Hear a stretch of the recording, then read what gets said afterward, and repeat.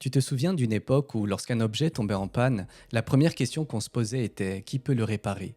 Aujourd'hui, la question est souvent différente.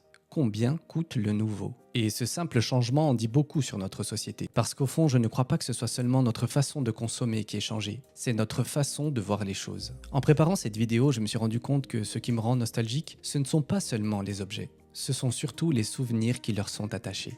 J'ai grandi à Casevecchie, un petit village dans les hauteurs de Bastia. Même s'il a un peu changé au fil des années, son nom en dit long, les vieilles maisons. Quand on s'y promène, on comprend très vite pourquoi. Les murs, les ruelles, les chemins, tout semble raconter une histoire. Il y a quelque chose que j'aime dans ces endroits. Ils ne sont pas parfaits, mais ils portent les marques du temps. Et c'est justement ce qui fait leur beauté. Quand j'étais enfant, on passait nos journées dehors. On jouait au foot sur la route principale. Je me souviens des genoux éraflés, de la poussière qui volait à chaque tacle et du bruit du ballon qui rebondissait sur le goudron chaud.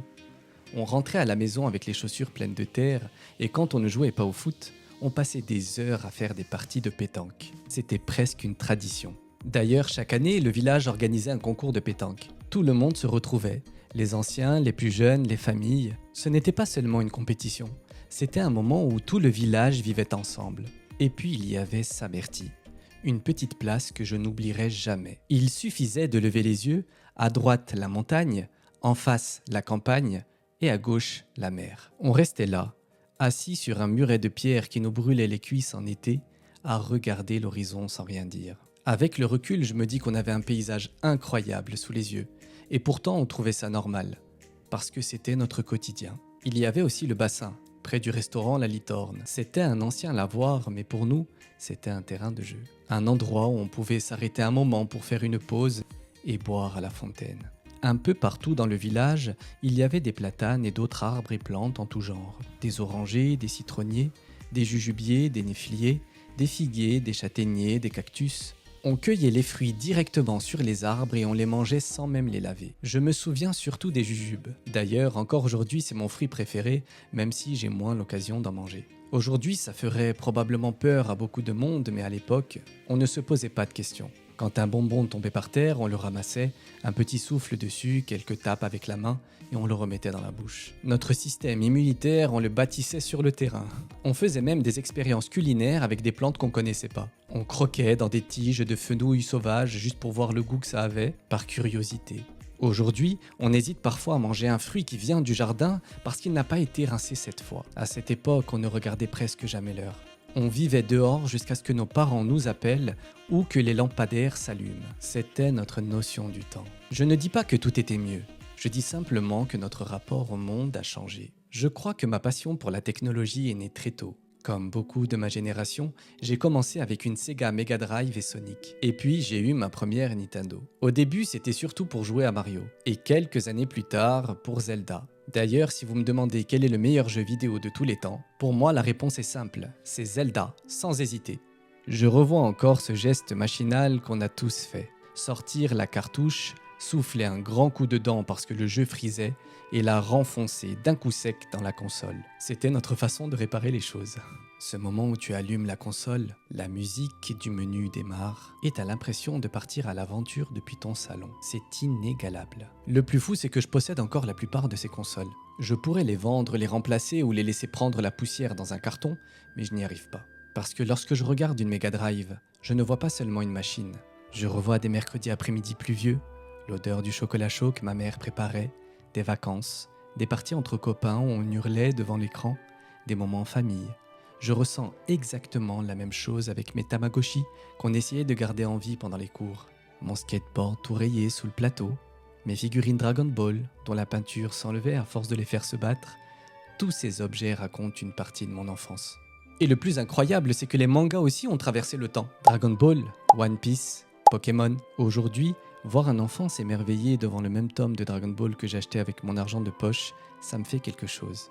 Il continue de rassembler plusieurs générations, comme quoi certaines créations ne vieillissent jamais vraiment. Le plus étrange, c'est que beaucoup de ces choses existent encore aujourd'hui. Quand on retourne à Casevecchie, on retrouve les mêmes ruelles. Les façades d'origine, les vieilles maisons, bien sûr certaines ont été rénovées, d'autres ont changé, mais elles sont toujours là. Elles ont traversé les années et je trouve ça magnifique, parce qu'elles racontent quelque chose. Elles ont vu passer plusieurs générations, des enfants jouer, des familles grandir, des anciens partir, des nouveaux arriver. Et c'est exactement ce que j'aime. J'aime les lieux qui ont vécu, le mobilier qui a une histoire, les voitures anciennes dont l'odeur de l'habitacle te plonge direct dans le passé, les montres de collection qui tournent depuis des décennies, les consoles rétro, tout ce qui a traversé le temps sans perdre son identité. Je crois que c'est aussi pour ça que je garde tout. Je suis quelqu'un d'assez conservateur. Je ne jette presque rien. Il m'arrive encore aujourd'hui de porter des vêtements qui ont plus de 10 ans. Un vieux sweat un peu élimé au poignet mais dans lequel je me sens bien. Pas parce que je refuse d'acheter du neuf, mais parce que je n'ai jamais aimé remplacer quelque chose qui fonctionne encore. Je préfère faire durer. Et plus le temps passe, plus je me rends compte que cette façon de penser ne concerne pas seulement le matériel. Avant, quand quelque chose tombait en panne, on essayait de le réparer. On faisait venir un réparateur, on changeait une pièce, on demandait de l'aide à un voisin. Remplacer était souvent la dernière option. Aujourd'hui, le réflexe est souvent l'inverse. On change tout, toujours plus vite. Un téléphone, une télévision, une voiture, un ordinateur, parfois même un vêtement. Et attention, je ne dis pas que le progrès est une mauvaise chose. Au contraire, j'aime la technologie. Si cette chaîne existe, c'est justement parce que je suis passionné par l'innovation. Mais je pense qu'on a perdu quelque chose en chemin. Cette idée qu'une chose pouvait encore avoir de la valeur, même après plusieurs années. Qu'elle méritait une seconde chance. Et parfois, j'ai l'impression que cette logique dépasse les objets. Aujourd'hui, tout va plus vite. Nos téléphones, Internet, les réseaux sociaux, on envoie un j'aime, un emoji, on communique avec la Terre entière. Mais parfois, on prend moins le temps de se regarder dans les yeux et de vraiment se parler.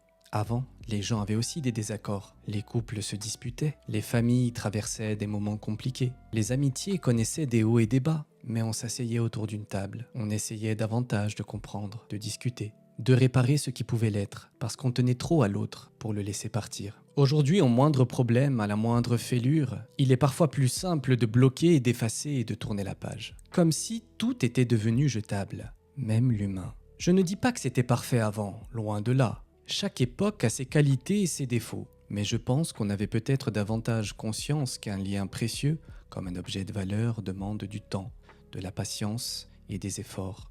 Parce que ce qui vaut la peine d'être vécu se construit. Finalement, cette vidéo ne parle pas vraiment des années 80 ou 90. Elle parle de ce qui résiste au temps. Quand je regarde mes anciennes consoles, je ne vois pas du plastique, je revois mon enfance. Quand je retourne à Kazévek, je ne vois pas seulement un village, je retrouve une partie de moi. Et quand je porte un vêtement qui a plus de 10 ans, je ne pense pas à son âge, je pense à tout ce qu'il a traversé avec moi. Je pense qu'au fond, ce qui a le plus de valeur n'est pas forcément ce qui est neuf, c'est ce qui nous accompagne, nous construit, ce qui nous rappelle d'où l'on vient.